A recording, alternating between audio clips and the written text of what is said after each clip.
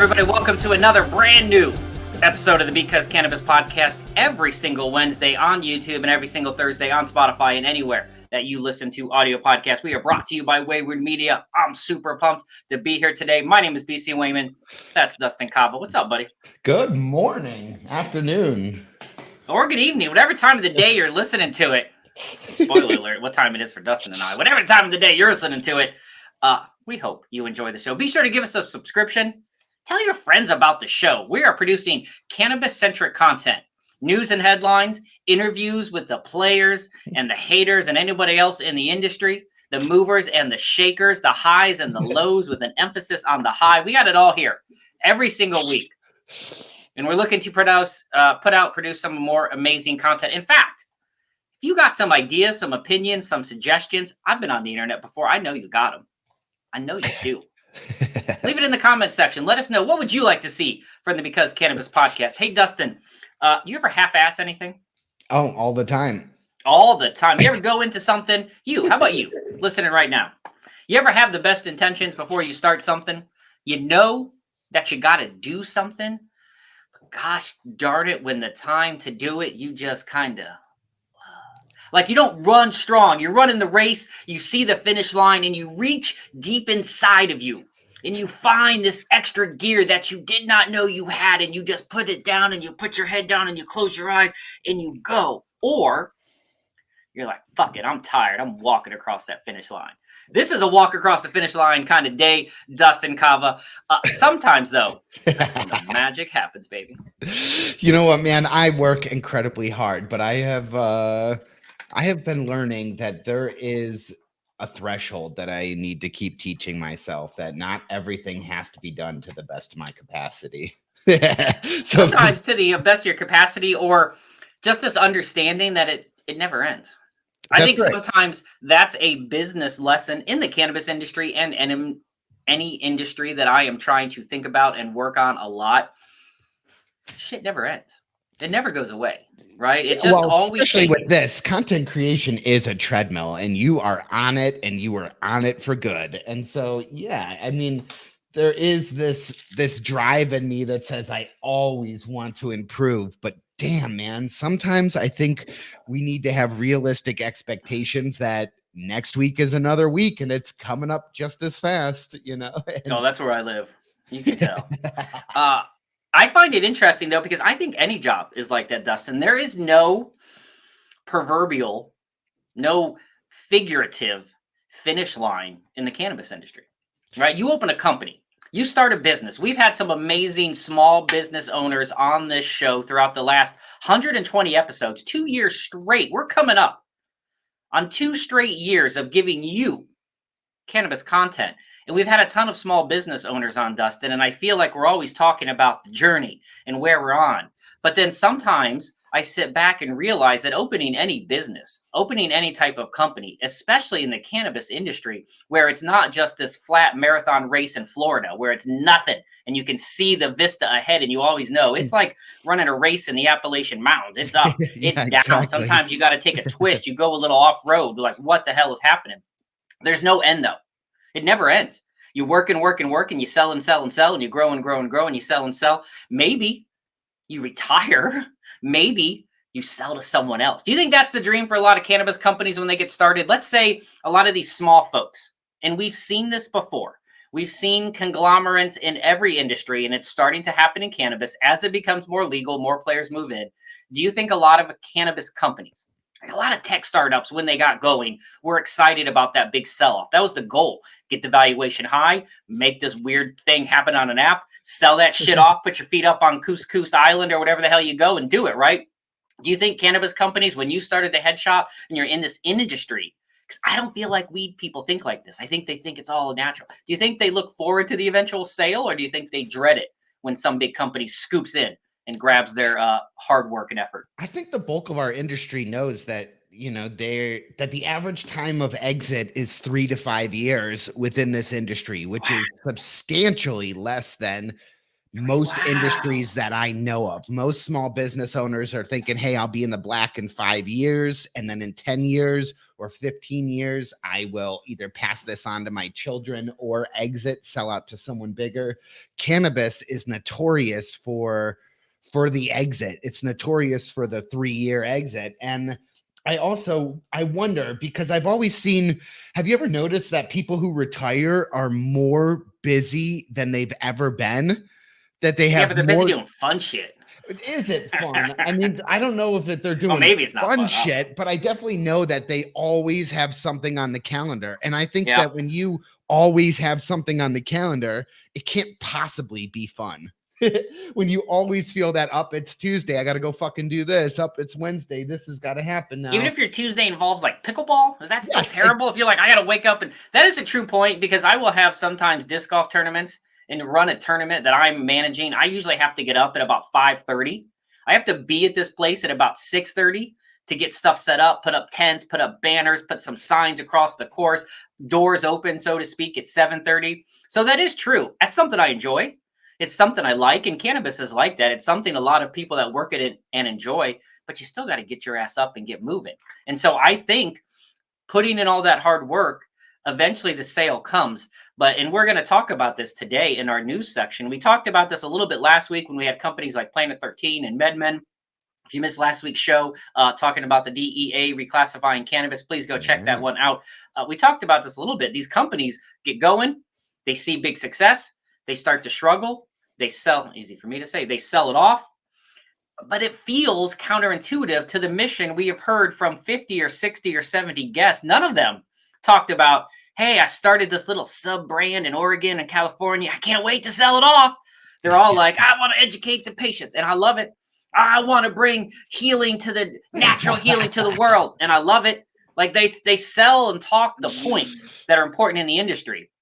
We talk exit strategy a lot on the show, and I know it's important to you to think about, but it is something, and I don't think we hear it often enough. But the truth is, as these companies see success, I think they realize how fucking hard and pain in the ass this is. And even at their height, maybe even at their biggest, right? This is hard to get brand recognition in cannabis, but some of the biggest brands in the industry right now, Dustin, they're changing their ways. They're moving on, right? Take a look at this headline we're going to bring up today. We're going to do a few news articles for you today. Canopy USA, right? The big boy out of Canada. Mm-hmm. They're just like a vacuum. They're like a giant space vacuum that sucks up weed companies. Has just acquired Jetty and Wana. Wana is probably one of the biggest well-known brands in the cannabis industry. Jetty has some following out of California, but I don't think it's transitioned across states like Platinum has, like Wana has, like Kiva has. Two of those companies I just named are now acquired and owned by big Canadian conglomerate cannabis companies. How does that make you feel that Wana, like the big boy, the first fast-acting gummy, one of the biggest names in the industry, has just agreed to have its options sold to Canopy USA, the U.S. kind of version, the holding company of the Canada cannabis company, Canopy Growth, right? So how does that make you feel hearing that these companies that we talk about, one of the big boys that made it through, that got national recognition after a few years in the business, on the verge of rescheduling, was like, oh, Canada, take my weed money or give me yours? You know what, man? God, I think back to what I've seen in the past, and I don't necessarily think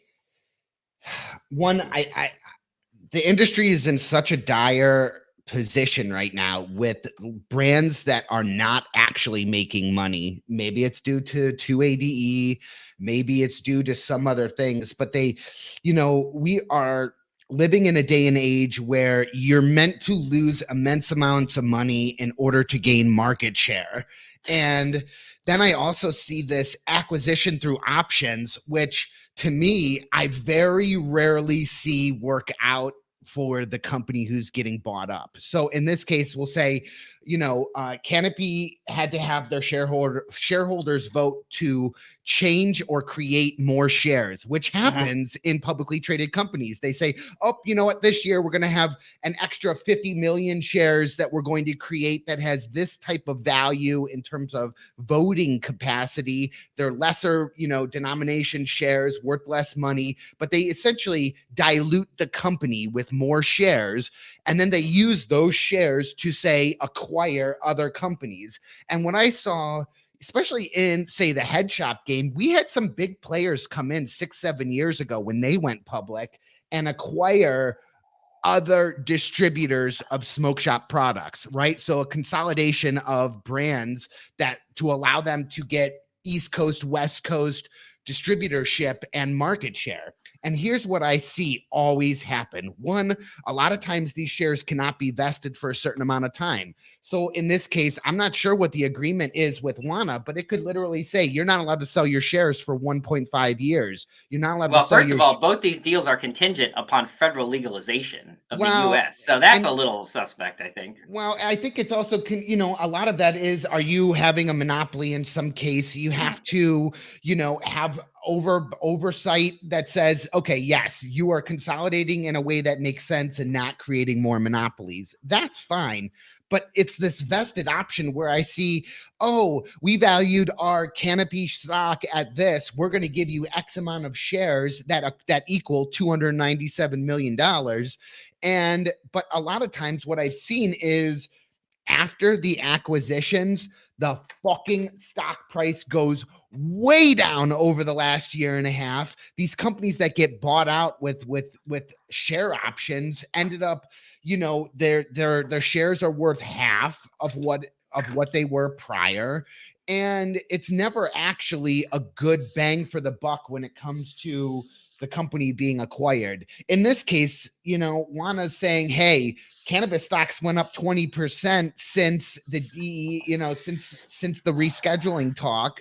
And what does that actually mean? Yes, our $300 million deal is now worth $330 million or $350 million.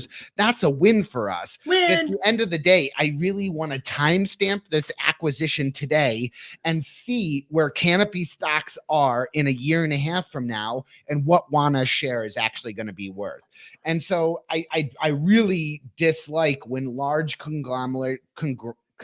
easy for me to say, easy for us large companies purchase and acquire other companies and see how far it actually gets them.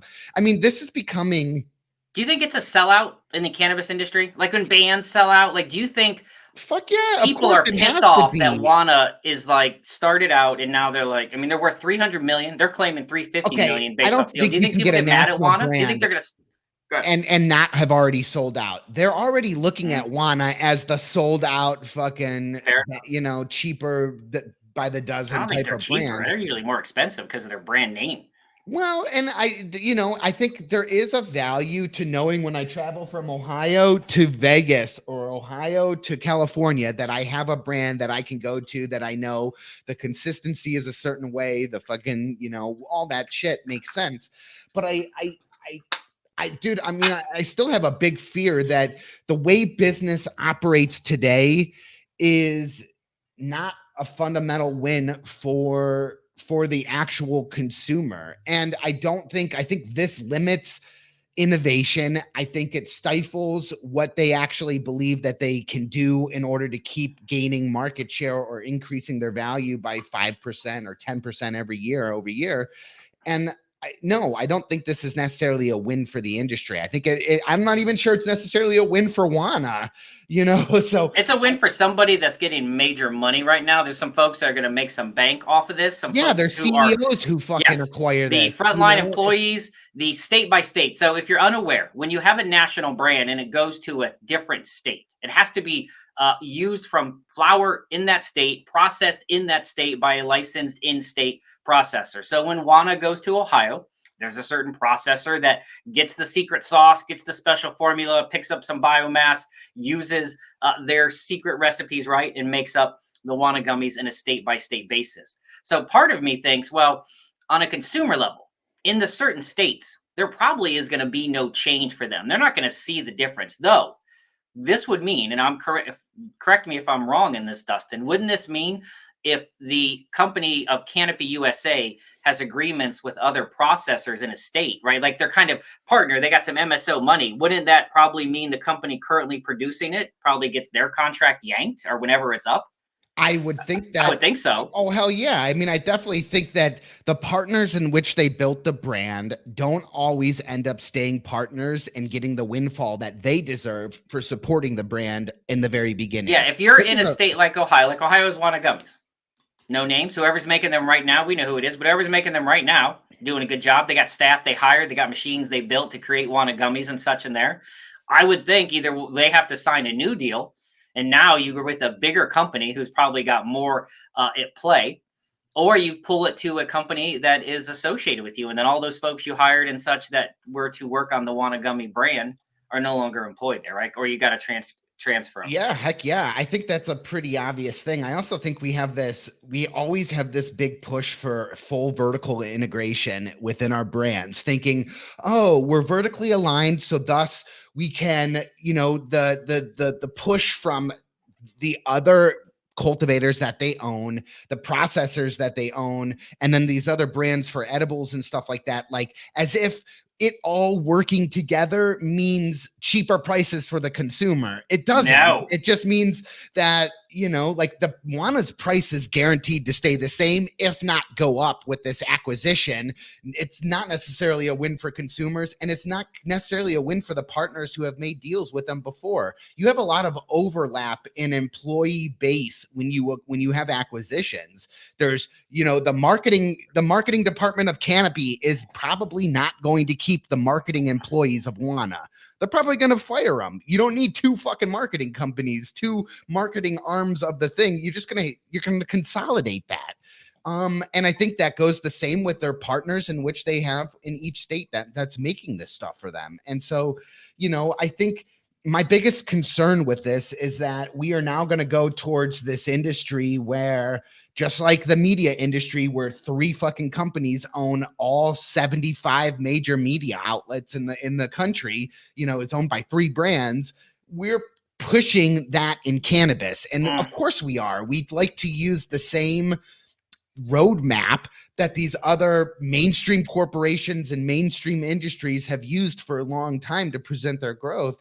And I really wished that cannabis was going to, we had the opportunity, being a new industry, to not do things the same.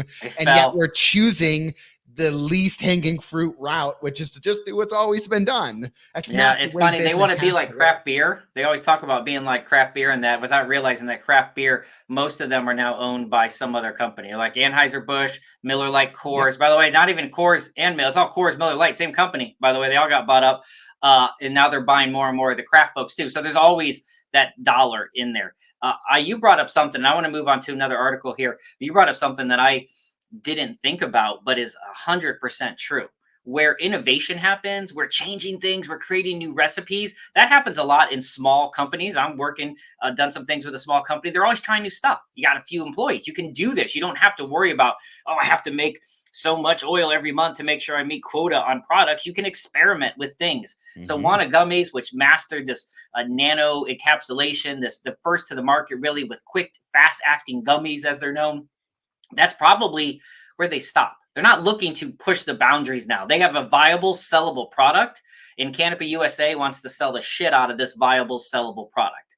Their goal is not to, and if they do new stuff, it feels like it's going to be forced. Like, you know what the kids are like today? Banana flavor. We'll give them some banana. That's the innovation. Innovation is, let's put banana and oranges together. Yes. We got it. Right? Exactly. There's no more new products, new things. We're going to make them this month in squares and not circles. We'll get them now. Right. You are correct. We had an opportunity. We, mean the proverbial cannabis industry, had an opportunity. And the end of the day is the proverbial cannabis industry, chose to go the way that all industries eventually go. Kind of sucks. There'll always be some small fellas working out there. But we'll see what happens. That's going to be an interesting story as more and more, I would imagine, large companies get bought up by these bigger companies as more legalization happens. Speaking of legalization in the industry right now, Dustin, the 2014 Agricultural Improvement Act, the 2014 Farm Bill, as it's more commonly known, was the first time that we really got a new version insight into hemp. That's when this 0.3% definition that we use in Delta 9 came about. That's when the idea that the government allowed research 4 years later, the 2018 Agricultural Improvement Act or 2018 Farm Bill is what put the legal loophole into the place that allowed for hemp, industrial hemp, CBD. At the time, no one was thinking CBG and all these other cannabinoids, but they were thinking just hemp and CBD, put that in place. Every 4 or 5 years, there's a brand new farm bill, and the last 2 farm bills have proven lucrative for those folks operating in the gray area of cannabis who wanted to dip. It's proven very lucrative. We should have did that, by the way. That's what we should have started 2018, Dustin, because cannabis CBD has been out there booming. So it's about time for another farm bill.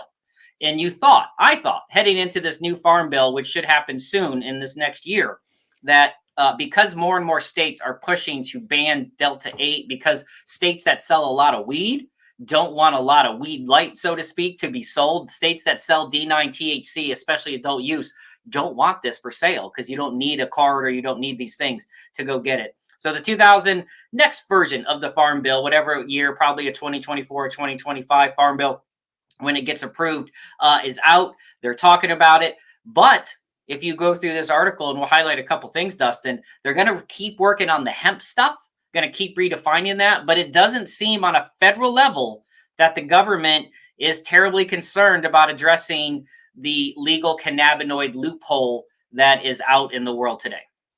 Yeah, I think it's a really lucrative thing, especially because they're still collecting. They're still collecting. They get tax money from that. The IRS loves the legal cannabinoid industry. They give them dollars too, because a 6% or 7% sales tax in that local area is still not a bad gig for cities to collect. What I like about this the push with the farm bill right now, I do like that they are allowing more past felons to enter into the hemp industry, specifically for fiber. And I don't think that's a bad thing to define right now. I think it was a bit silly to say that felons cannot grow hemp or be a farmer when we need more agricultural jobs. That was really silly. Yeah, you can't farm. You can't plant shit in the ground and grow it because you went to prison. That is messed up. It's dumb as fuck. I think that is a huge win across the board. I'm not sure how many people actually wanted to enter into the agricultural aspect of hemp being a felon. I'm not sure. It seems silly to gatekeep it, though. Yeah. Amount of people. It seems like, this is another low-hanging fruit that's like, you should have did this last time. Of course you should have did this. But I do think that there is something very strange about the lack of definition for Delta-8, especially when we are seeing every state that has an issue with cannabis specifically pointing out the hemp portion of the industry, not our Delta-9 portion. I wouldn't call them controversial cannabinoids, by the way, mjbizdaily.com. But I think I guess they can be, right? Because people don't understand CBG and they don't understand some of that. But I think the controversy is that adult use cannabis and medicinal marijuana or medicinal cannabis is always sold in every state under a very regulated environment. It's sold under, typically, you have some barriers of entry. Like no 6-year-old is wandering randomly into a dispensary and buying weed. I know that fear pops up, but it can't happen, man. I can barely get inside these man doors and trap doors sometimes to buy weed. It's like a escape room getting into the dispensary and getting back out with your cannabis. Sometimes there's so many different checkpoints and security guards and doors. You ain't doing it, folks. No kids and stuff are getting the weed. The problem is the legal cannabinoids, a lot of them, which have intoxicating effects, euphoric effects, can be bought at the gas station, the smoke shop, which is usually 18 and over. And we got to hope those folks are carding, but they don't always want to be mean. So they don't always card. Like, oh, you know what I mean? So there's a lot of gray area there. We know that high school kids are predominantly using legal cannabinoids versus Delta-9 THC. Like that's a fact. It's much easier to get. Cigarettes way down, but that. So it was pretty shocking to see the farm bill come out and the federal government say, states, it's almost like the opposite. They're like, hey, states, you've got to figure it out now. We're just going to keep letting you worry about this yourselves. But no real word from that. I don't know if they don't want to do it, but I think to your point, there's a lot of people making money. There's a lot of big companies that own a lot of different small hemp companies that you probably don't know about, making a lot of these products. We know These that guys also don't have 280E over their neck. nothing, man. They're Absolutely writing off shit left and right. That's right. Left and right. The government's not up in their business. They're worried about the facility down the road that has all the security checkpoints, that has state inspectors, that has all these folks coming into it. Not worried about the smoke shop. Not, of course, the ones Dustin was associated with, but the smoke shop selling CBD and CBG from China, right? That's not tested in that. They're not worried about that shit because they're making money in state taxes and stuff, but we're going to really crack down on the folks that are like, dotting every lowercase j in the building to make sure that all the points are addressed. It's an interesting thing, but we have I don't know what it means. Incredible things within the hemp industry, just locally. The fact that some of our local proprietors of hemp companies are shifting to bioplastics, shifting to making clothing and like shifting to other things that are not just the Delta 8s, which, to me, again, that was the low-hanging fruit of being a hemp company, was the ability to create a Delta 8 product, sell it without certain licenses, sell it and in a much larger market without the oversight, and to have the write-offs and such that you can, accompany it. I think that it's really, really cool to see what we always heard, like when you would, I remember being, 18 years old and signing the petitions on the college campuses that was like, hemp could make fuel, hemp could make fucking, and it was like, save the environment. Exactly. We're going to eat on hemp plates someday and drive hemp cars. Yes. But you're signing that petition so you can go down the Smokes R Us and buy some fucking Delta 8 pre-rolls that are jacked up with Delta 8 wax oil on top of them, and you can get high as shit and not know what happens. We should be remiss. Quick show today, everyone, but I want to give a shout out before we go.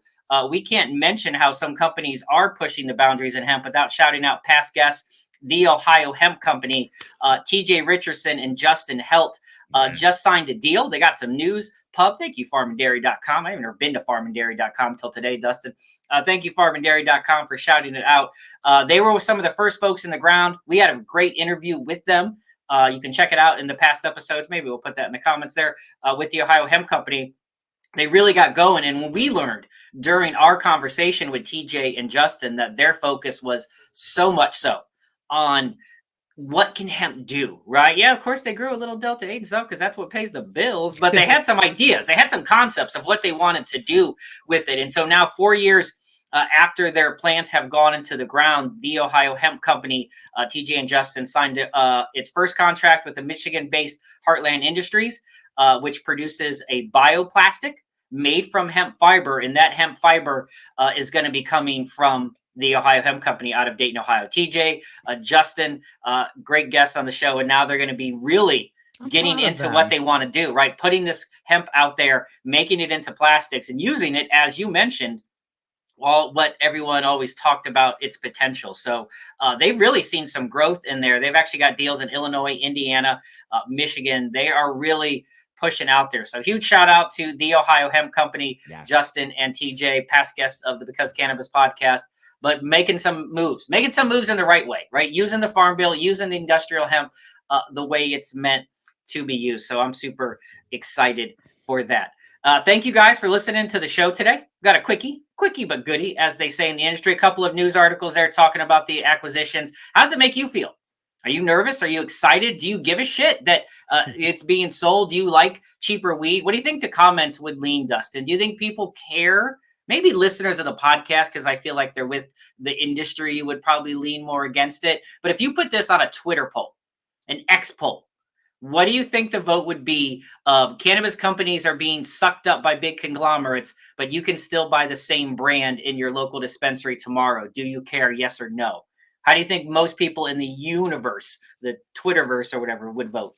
You know what? Not cannabis folks, because they're going to vote. I think that what they would say to you is different than what they would do with their fucking dollar. With their actual money. So I think even the hardcore come out and say we hate the consolidation of the industry, but at the same point, they are fucking buying the products. They are secretly walking in there at 30% off day I'm picking up their Wana 2-for-1 fucking deal. Like it's of course what they're doing. Everybody likes to be the man on paper until they fucking have to whip out their wallet. And I did not buy a pack of Wana gummies until I bought a soon to be expiring in the state of Ohio. And it was about to run out from its year because it was like a mixed berry flavor that apparently nobody wanted. It didn't taste great, if I'm being honest. But I had my first Wana gummy. It was good. But you know what? If I'm being super honest, I've had a ton of other gummies from the state of Ohio and other states, and I don't know. I mean, some are like, like some are great, some are but at the end of the day, I'm going to buy something else, right? I barely remember it. It's just a thing, right? It's a thing. Brand loyalty is low in the industry, but it'll be interesting to see what happens. Of really well flavored gummies, Ooh. I still think about Reverb's gummies. Like Reverb Wellness, Leo and Josh doing great things out there. Good in flavor. If I could I want to see that partnership with some of these bigger, actual cultivators within the state to kind of do that. Cause it's unbelievable. They're the best tasting gummies I've ever had. I want to eat them like candy. But on a side note, I mean, again, I think that a lot of this is fluff, and I really do want to timestamp this day with Canopy and see where the stock price is 1.5 months or 1.5 years from now, and see if this deal was really the deal of the century or It's not. I would say, as a summarization of this, most times that a conglomerate is scooped up, and there's a few that have happened when Google kind of got swallowed up by its other companies, became Google and stuff like, there's a few times which worked out, but most times when big companies suck up a little company, I feel like the little company gets the paycheck, the big boys that own it, the CEOs, not the little, the workers. And then that kind of goes away, or it fails, or it gets folded into another company, especially in media and such. That happens all the time. They buy it up. They're so excited. It happened in tech. Most of them fail. Almost all of them fail and probably aren't worth the money that it was paid for, because you could have just made your own fucking gummy. You don't need to buy Wana gummy for $300 million. They're buying the brand name. You can make your own gummy. And that right there shows, to me, incorrect thinking in the industry, because we have learned one thing, Dustin. Brands don't matter that much. I said it. I love how easy it is to I'm not saying acquisitions are easy. What I'm saying is, if I was a CEO and I was tasked with increasing my company's profit margin 7% year over year for my shareholders, of course I'm going to be like, why the fuck would I try to innovate anything? I might as well go buy some other company and increase my market share 7% just through acquisition. It is like they only have to work 2 weeks out of the year to a company that's 7% growth, because you're buying it off the rip. I love it. I love the idea this guy's on his yacht, fucking his boat in the Keys, fucking around with his friends, Weekend at Bernie style, and just being like, achoo. Okay. And then, sneezing out an acquisition and to get his work done for the year. I really don't see them actually working very hard. Life. That's the life I want. By the way, we're for sale. If you want to purchase us, you want to buy us, we're shills. We can sell it real quick. Come buy us whenever you need to buy us. We'll get on that yacht someday, Dustin. We'll be the folks who have to wipe up the sneezes, though. Everyone, thank you for listening to the Because Cannabis podcast every single Wednesday, 4:20 p.m. on YouTube, every Thursday on Spotify, and anywhere that you listen to your audio podcast. Got a lot of great guests coming up. Let us know what you want to see.